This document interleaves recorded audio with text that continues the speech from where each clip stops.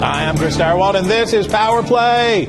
Internet that stirring music has me of a mood to talk about politics and elections, which is either your good fortune or bad news. Either way, we are going to proceed. So the United States Senate, it has 100 people in it. And right now the Republicans have the majority. They would like to hold on to the majority, but it could be a little dicey.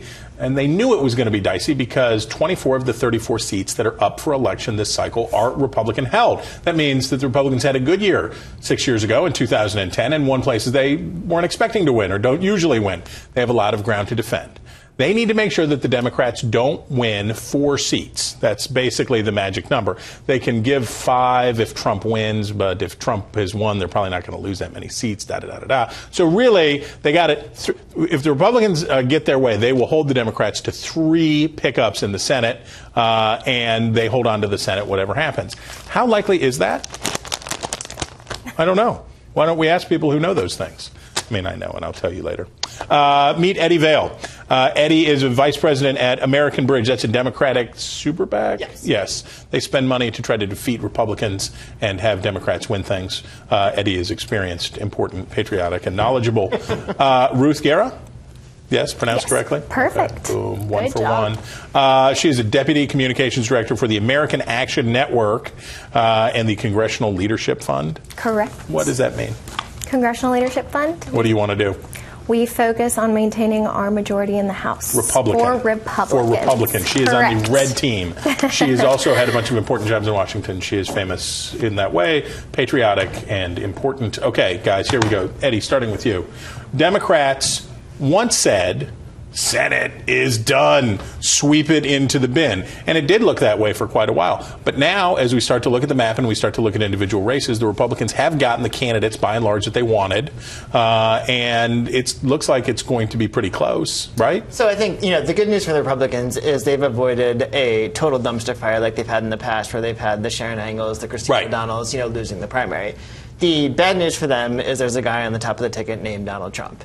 And having been on the losing end of this argument in 2010 and 2014, that you cannot really individualize Senate races anymore. Right. The top of the ticket carries it. Trump is extremely unpopular, not just with Latinos, African Americans, and groups that traditionally favor Democrats, but he is losing college-educated whites. He has horrible numbers with college-educated white women. So Trump is bringing in numbers that are going to make Republicans lose races up and down the ticket, Senate, House. So wait a minute, but what do the polls tell me in Ohio? The polls tell me in Ohio that Rob Portman is outperforming Donald Trump on the regular by 8 points. And you not only see that in Ohio, you also see it in New Hampshire with Kelly Ayotte, and you also see it in Iowa with Chuck Grassley, who's outperforming Donald Trump tremendously. And the thing is that these candidates have been able to build their own brand. Right. They have been in office for the past 6 years, and there's plenty of money being spent in these Senate races that they have built their own brand, and truly they can stand alone on their own record, on their own agenda, and not really get bothered so much by what's going on at the top of the ticket. Well, this is what the party that is trailing in the polls in the presidential always says. But I said that no, we stipulate that. But the thing is this, that you talk about Trump's deficiencies with Hispanic voters and with college-educated voters. Why is Nevada so close? Why is Iowa so close? Why are these races? If you would have, I think if the three of us, well, you wouldn't have said so, but the three of us would have thought anyway 6 months ago that Joe Heck in Nevada with Donald Trump as the nominee would be getting destroyed. But it seems close. Sure. So I think I'll take a minority. You said I think what you see in Nevada is you see a housing recovery that is lagging a lot of the parts of the other country, and you're seeing some lingering economic problems in the hospitality industry and the casino industry that you're not seeing in other parts of the state. So you are seeing problems there in the economy that I think is having the race closer between Clinton and Trump than you're seeing. And you call that trickle down. Correct. Okay. But I do think that you are seeing, you're seeing Reid folks are going out there. You've seen Harry Reid's machine turn out the vote there. So I think that when you're coming down to a tight race in Nevada, you got to give the advantage to Reid's team there and turning folks out. Now, in Iowa, I 100% agree with you guys. And we should just as an aside, what matters about Nevada particularly, that's the only Republican chance for a pickup this year. Correct. So that changes the math. If the Republicans can actually win Harry Reid's seat in Nevada, then they're really down to, they just have to hold the Democrats to 4 again. Then they're back in a better place.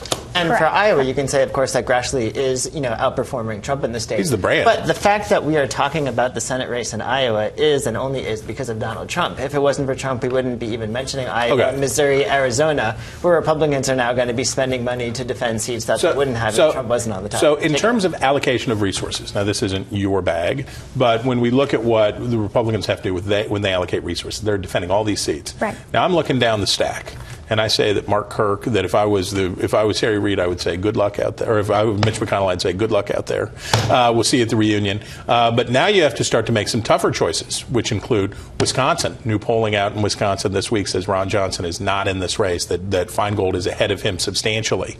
We continue to see polling in Pennsylvania that says that Pat Toomey slipped under and is tracking with Trump now and is losing. At what point do Republicans have to start doing firewalls? Well, look, I don't know if there's an exact timing of that. Obviously, if it gets to that point where it's just like we have to go and protect what we can, and if it's what so-called a wave election that we've talked about in previous cycles. That was a slight eye roll that she gave at your wave election right there. I just want you to state it for the record. Well, I mean, the wave elections that we have benefited from, right? Feels good. Feels good to surf it. It feels worse to be when it's pummeling you. Yes. I mean, I think there comes a certain point where those decisions do have to be made. I still think that we have some time because we do see polls tightening. We do see polls tightening in Pennsylvania, for example. We do see in Florida, we do see Trump being ahead, for example, in some polls. In Arizona, I still think John McCain is fine. He really is. Yeah, no, Arizona, I suspect John McCain's fine. We'll check back. We'll have you back in 6 weeks and we'll talk about Florida. All right. And I would point out to you, Internet, that how many seats in wave elections do out parties lose in presidential wave elections? Not as many as you think. Actually, landslides aren't that bad for the out party in the Senate, historically. But guys, you have been great for this fake television broadcast, and the Internet is richer for your presence. And you, Internet, we hope you come back for more Power Play real soon.